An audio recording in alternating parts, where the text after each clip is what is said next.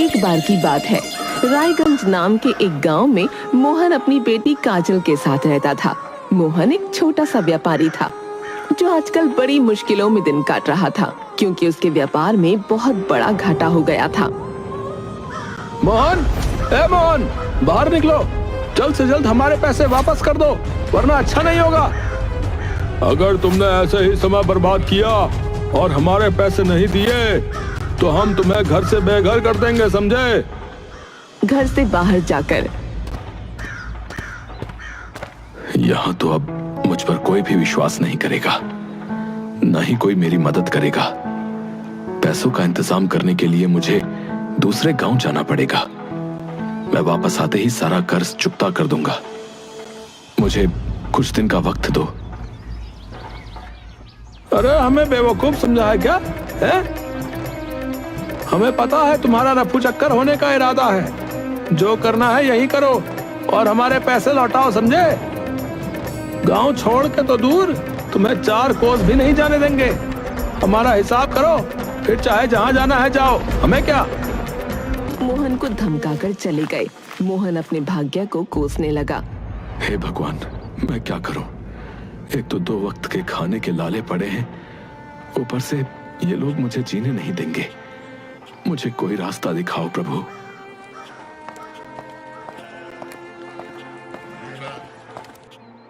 पिताजी, आप रोइए मत, मैं हूं ना। आप क्यों फिक्र करते हैं? मुझे बताइए, मैं आपकी क्या मदद कर सकती हूँ? मुझसे आपकी ये दशा नहीं देखी जाती। मैंने कभी नहीं सोचा था कि ये दिन भी आएगा, लेकिन ऊपर वाले ने ये दिन भी दिखा दिया। मुझे तो ये लोग इस गांव से बाहर जाने नहीं देंगे, तो अब तुझे ही जाना पड़ेगा बेटी। मुझे जाना पड़ेगा? पर कहाँ पिताजी? उत्तर दिशा में एक गांव पड़ता है जिसका नाम वीरपुर है। ये नाम उस गांव के सबसे अमीर व्यक्ति वीर प्रताप के नाम पर है। तुझे उन्हीं के पास जाना है। वो हमारे दूर के रिश्तेदार हैं। तो वो हमें पैसा दे देंगे? नहीं, ऐसे पैसे तो नहीं देंगे। तुझे कमा कर लाना पड़ेगा। तुझे उनके घर काम करना पड़ेगा। लेकिन काम करके पैसा कमाने में तो बहुत समय लग जाएगा।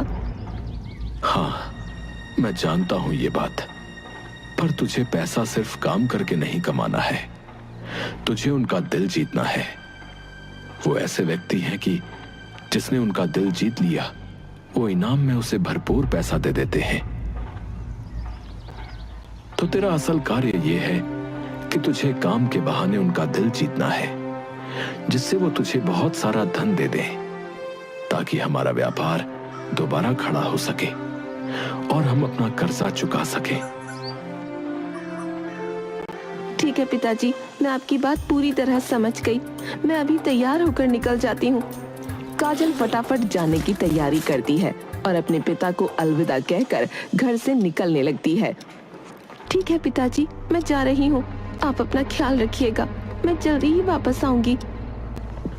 ठीक है बेटी, लेकिन जाने से पहले मेरी एक और बात सुन लो। जी पिताजी, बताइए। रास्ते में एक जंगल में तुझे एक कुटिया दिखेगी। वहां एक बूढ़ी साध्वी रहती हैं। उनसे अवश्य मिल लेना और वो जो कुछ कहें उसे गौर से सुनना, क्योंकि उनके शब्द तुझे तेरा लक्ष्य पाने में मदद करेंगे। ठीक है पिताजी, मैं उनसे मिल लूंगी। अब मैं जाती हूँ और बहुत जल्द लौट कर आती हूँ। काजल वीरपुर के लिए निकल पड़ती है। रास्ते में घना जंगल आता है।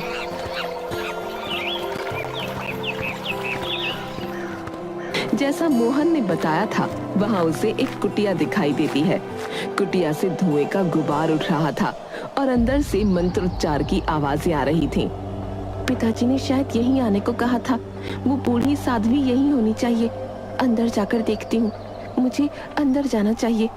काजल कुटिया के दरवाजे पर दस्तक देती है और कहती है, कोई है?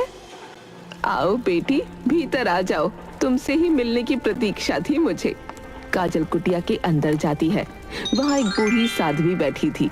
उनकी आंखों में गहरा तेज था। माताजी प्रणाम, मैं रायगंज से आई हूँ।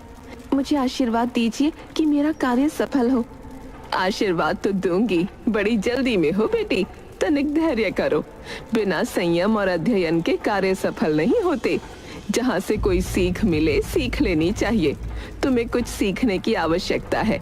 तुम्हारे पास कोई सिक्का है? सिक्का? हाँ है तो, पर क्यों? मुझे एक सिक्का दो, मैं तुम्हें एक महत्वपूर्ण बात बताऊंगी। सीखने की ललक नहीं है क्या तुम्हारे अंदर? काजल झिझकते हुए अपनी पोटली में से एक सिक्का निकालकर साध्वी को देती है। लीजिए माताजी, और मुझे आप सीख दें। ध्यान रखना, कभी बेईमानी मत करना। सच्चाई का रास्ता कठिन हो सकता है, पर अंत में यही जीतता है। ये तो मुझे पहले से पता था। और कुछ? हाँ, अगर और जानना चाहती हो तो एक और सिक्का दो। काजल को इस सिक्के वाला खेल समझ नहीं आता, पर वो एक और सिक्का देती है। प्यार करना, लेकिन शादी से पहले ऐसा कुछ मत करना जिससे तुम्हारे आंचल पर कलंक लगे। माताजी, आप बहुत विचित्र बातें कर रही हैं।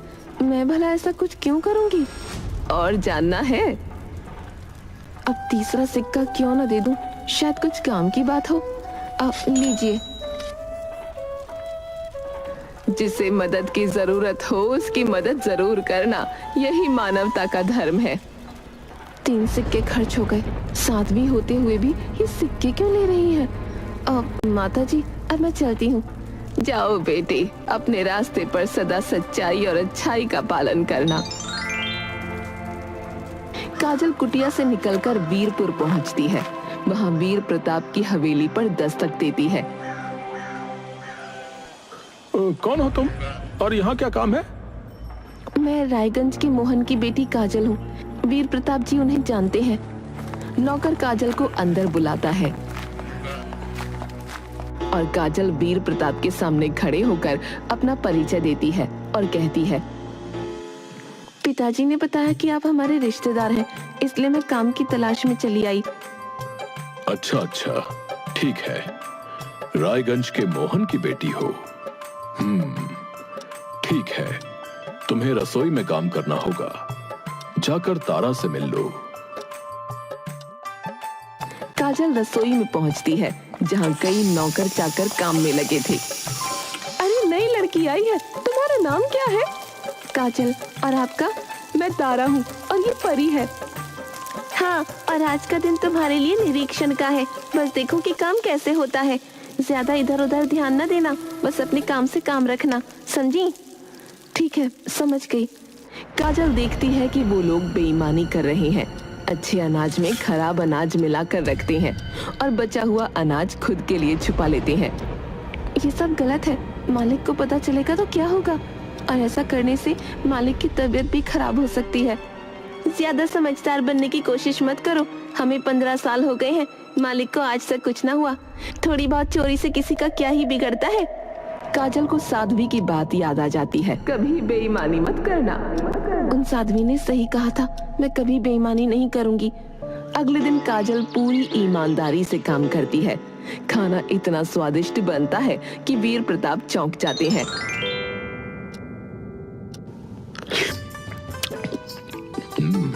अरे वाह, आज तो खाना बहुत स्वादिष्ट था भाई। मैं तो उंगलियां ही चाटता रह गया। आज का खाना किसने बनाया है? मैंने बनाया था मालिक।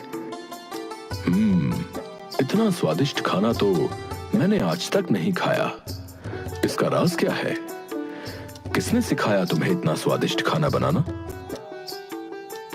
मालिक, इसमें मेरा कोई विशेष गुण नहीं है। राज जानने के लिए आपको खुद रसोई में आना होगा। कल देख लीजिएगा। ठीक है, कल देखता हूँ। अगली सुबह काजल वीर प्रताप को रसोई में बुलाती है। उस समय खाना बनाने की बारी तारा की थी। साहब, अब समय आ गया है। आप जाने कि कल का खाना इतना अच्छा क्यों बना था? क्या मतलब? सीधा बोलो लड़की। कल का खाना इतना स्वादिष्ट इसलिए था क्योंकि कल मैंने बिना मिलावट के सामान से खाना बनाया था। लेकिन इस समय रसोई में जो गड़बड़ हो रही है वो आपको देखनी चाहिए, जिसके चलते खाना अच्छा नहीं मिला आपको कभी। गड़बड़? चलो दिखाओ। वीर प्रताप रसोई में पहुंचता है। वहां तारा और परी चावल में मिलावट कर रही होती हैं। ये क्या हो रहा है यहाँ? ये अनाज में मिलावट क्यों हो रही है? साहब वो तो हम बस थोड़ा, मैं तुम्हें काम करने के भरपूर पैसे देता हूँ और तुम मेरी पीठ पीछे ये हरकतें करती हो। मालिक माफ कर दीजिए, हमसे गलती हो गई। गलती? तुम्हारी हिम्मत कैसे हुई? नमक हरामी कर रहे हो तुम लोग। अगर काजल मुझे नहीं बताती तो तुम लोग न जाने क्या बेईमानी करते। तारा और परी रोने लगती हैं और वीर प्रताप के पैर पकड़ लेती हैं। तभी वीर प्रताप का बेटा संजय वहां आ जाता है। पिताजी, इन्हें माफ कर दीजिए। अक्सर लालच में आकर कई बार नौकर ये काम कर बैठते हैं। माफ कर दूं? इन्हें यहां से निकाल दूंगा और वो भी तुरंत। पिताजी, हो सकता है इन्हें दूसरा मौका देने से ये सुधर जाएं। और ये सेवक हैं, हम मालिक। हमें इन्हें माफ कर सुधरने का एक अवसर अवश्य देना चाहिए। ठीक है, माफ कर रहा हूं, लेकिन याद रखना, अब रसोई की जिम्मेदारी पूरी तरह से काजल के हाथ में होगी। ये सुनकर तारा और परी का चेहरा उतर जाता है और वीर प्रताप गुस्से में वहां से चला जाता है। रात में काजल अपने कमरे में थी। अचानक दरवाजे पर उसे खटपट सुनाई देती है। वो दरवाजा खोलती है तो सामने संजय खड़ा था। बुरा मत मानना, पर मैं तुमसे पहली नजर में ही प्यार करने लगा हूँ। क्या मैं अंदर आ सकता हूँ? क्या छोटे मालिक आप? लेकिन संजय एक बहुत ही खूबसूरत लड़का था। उसके मुंह से ये सुनकर काजल चौंक गई। उसका मन हुआ कि वो संजय को अंदर बुला ले, लेकिन उसे अचानक साध्वी की बात याद आ गई। नहीं छोटे मालिक, आप मेरे मालिक के बेटे हैं, मुझे माफ कर दीजिए। मैं मालिक के साथ विश्वासघात नहीं कर सकती। ये कहकर उसने दरवाजा बंद कर लिया। फिर वो सो गई, लेकिन जरा ही देर के बाद उसके खुसफुसाहट से आंख खुली। उसने अपनी खिड़की से झांका तो उसे तारा के कमरे से संजय की हल्की सी आवाज सुनाई दी। मैंने काजल को अपने प्यार के जाल में फंसाने की कोशिश की, लेकिन वो बहुत ईमानदार है। वो मेरे झांसे में नहीं आने वाली। तो अब क्या करेंगे? ऐसे तो हमारा काम नहीं चलने वाला। जो तुम्हें परेशान करेगा वो यहाँ नहीं रहेगा। तुम देखना, मैं उसे यहाँ से बाहर करवा दूंगा। हे भगवान, ये क्या? छोटे मालिक और तारा का प्रेम प्रसंग चल रहा है। अब मुझे बहुत सतर्क रहना होगा। ये बात साहब को बताऊं या नहीं? नहीं, बिना सबूत के कुछ कहना सही ना होगा। अगले दिन संजय अपने कमरे में अचानक चिल्लाने लगा। चोरी चोरी हो गई, कोई आओ जल्दी। अब हवेली में यही होना बाकी था। मेरे कमरे से कीमती सामान गायब है।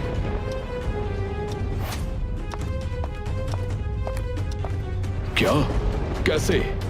चोरी? और वो भी हमारे यहां? असंभव। पिताजी, मुझे लगता है मुझे पता है कि चोर कौन है। क्या? चोर को तुम जानते हो क्या? कौन है?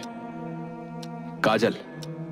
उसने ही आज मेरे कमरे की सफाई की थी, और जब वो निकली उसके हाथ में कचरे का बड़ा बोरा था। काजल? वो लड़की? इतना भरोसा किया मैंने उस पर, और उसने ऐसा किया। पिताजी, भरोसे का नाटक करना उसकी आदत है। वो बहुत चालाक है। उसे काम पर रखना ही हमारी सबसे बड़ी गलती थी। चालाक? वो तो इतनी भोली लगती थी। भोली? ये सब उसका चाल था। उसने आपका विश्वास सिर्फ इसलिए जीता ताकि ये सब कर सके। अब मैं क्या करूं? उससे सवाल करूं? सवाल? और वो झूठ बोलेगी। आप उसे सीधा सजा क्यों नहीं दे देते? पहले मैं उससे पूछूंगा कि उसने ऐसा क्यों किया। पिताजी, ऐसे लोग सवाल जवाब से नहीं डरते। पिताजी, ऐसे लोग सवाल जवाब से नहीं डरते। उसे खत्म करवा दीजिए। क्या? मार देना? ये तो बहुत बड़ा कदम होगा। अब मैंने आपको एक बात नहीं बताई। दरअसल उसने मुझे एक दिन धमकी भी दी थी कि वो मुझ पर जब चाहे दुष्कर्म का इल्जाम लगाकर ये हवेली हड़प सकती है। हे भगवान, ये लड़की। इसलिए कह रहा हूं कि आप उसे मरवा दीजिए। सीधे मत करिए, गुंडों से कहिए, पैसे दीजिए और काम हो जाएगा। ठीक है, लेकिन ये बात गुप्त रहनी चाहिए। वो लोग एक योजना बनाते हैं और फिर वीर प्रताप काजल को बुलाकर उससे कहता है, काजल, बाजार से कुछ सामान लेकर आओ। जी साहब, अभी लेकर आती हूँ। लेकिन सुनो, ये कैसे कपड़े पहने हुए हो? कुछ अच्छा पहन कर जाओ। अच्छा? लाल रंग के कपड़े पहन लो, वो तुम पर खूब फपते हैं। वीर प्रताप ने उससे लाल कपड़े इसलिए पहनवाए थे ताकि गुंडे उसे आसानी से पहचान लें। काजल लाल कपड़े पहनकर चली जाती है। इधर संजय तारा से मिलने जाता है। सब कुछ तैयार है। क्या किया है तुमने, बताओ ना। बस थोड़ा सा इंतजार और फिर देखना। तभी वीर प्रताप संजय को ढूंढने लगता है। संजय, कहाँ हो तुम? पिताजी मुझे बुला रहे हैं और वो शायद यहीं आसपास खड़े हैं। मैं तुम्हारे कमरे से नहीं निकल सकता। ऐसा करो, तुम जाकर उनकी बात सुन लो। ठीक है। तारा कमरे से बाहर आती है। जी साहब, बताइए क्या काम है? संजय मिल ही नहीं रहा। बाजार से कुछ सामान लाना है, तुम चली जाओ। ठीक है, आप परेशान मत होइए, मैं चली जाती हूँ। तारा बाजार जाती है। इत्तेफाक की बात थी कि उसने भी उस दिन लाल कपड़े पहने थे। उधर काजल रास्ते में एक बूढ़ी औरत को देखकर उसकी मदद करने लगती है, क्योंकि साध्वी ने उससे कहा था कि जिसे मदद की जरूरत हो उसकी मदद जरूर करना। इसलिए बाजार पहुंचने में उसे देर हो जाती है, पर तारा वहां पहुंच जाती है। यही है वो लड़की। काम पूरा करो। गुंडे आपस में लड़ने लगते हैं और लड़ते लड़ते तारा के पेट में तलवार उतार देते हैं। वो ऐसा दिखाते हैं जैसे ये एक दुर्घटना हो। ये करके वो वहां से भाग जाते हैं। तभी काजल बाजार पहुंचती है। ये क्या हो गया? तारा, तारा! वो पूरी तरह से घबरा जाती है। आसपास लोग इकट्ठा हो जाते हैं। कोई मेरी मदद करो, ये लड़की, इसे हवेली तक ले जाने में मेरी मदद करो। कुछ लोग तारा की लाश को उठाकर काजल के साथ हवेली पहुंचते हैं। काजल फूट फूट कर रो रही थी।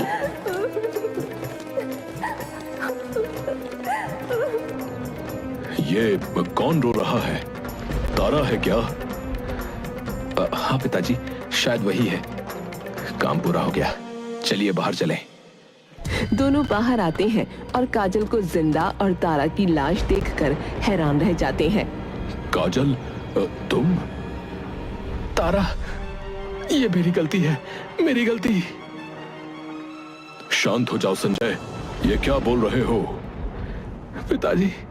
पिताजी, मेरा और तारा का प्रेम प्रसंग चल रहा था, लेकिन काजल ने आकर तारा की बेइज्जती कर दी थी।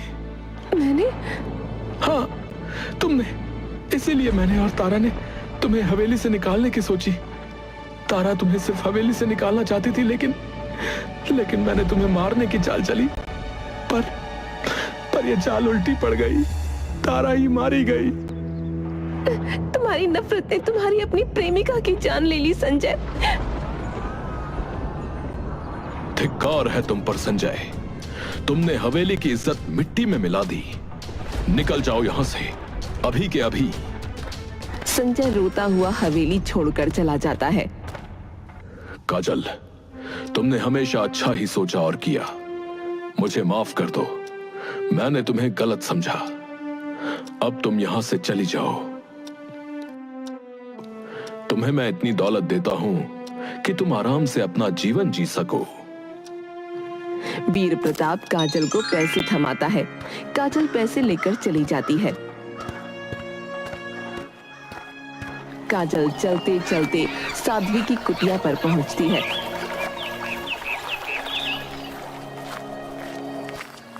साध्वी माँ, मैं सफल हो गई, लेकिन एक बात समझ नहीं आई, आपने ज्ञान देने के सिक्के क्यों लिए?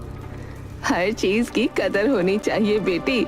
मुफ्त की चीज की कोई कदर नहीं करता, इसलिए मैंने सिक्के लिए थे। ये लो, अपने सिक्के वापस ले लो, इनका उद्देश्य पूरा हो चुका है। आपका धन्यवाद। फिर काजल अपने गांव लौटती है।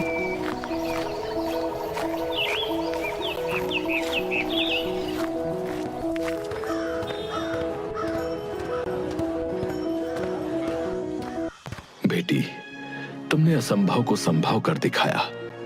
अब मैं अपना सारा कर्जा चुका सकता हूँ। ये मेरा धर्म था पिताजी। और यूं उनका सारा कर्जा उतर गया और उन्होंने अपना व्यापार फिर से खड़ा कर